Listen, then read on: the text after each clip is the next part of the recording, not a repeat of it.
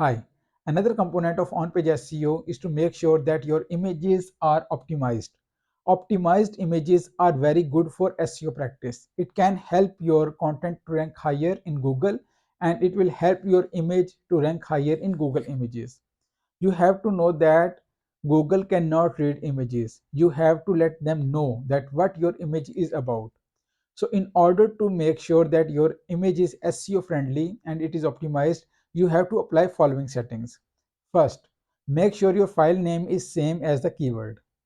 Second, make sure that your image do not have lengthy text inside it. Third, you have to make sure that your alt text does not contain lengthy keywords.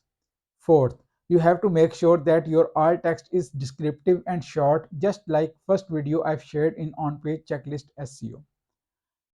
Fifth, you have to compress images. Higher resolutions and deep images with larger text are not suitable for SEO practice. So make sure that your images are compressed and contain descriptive words. Follow for more videos.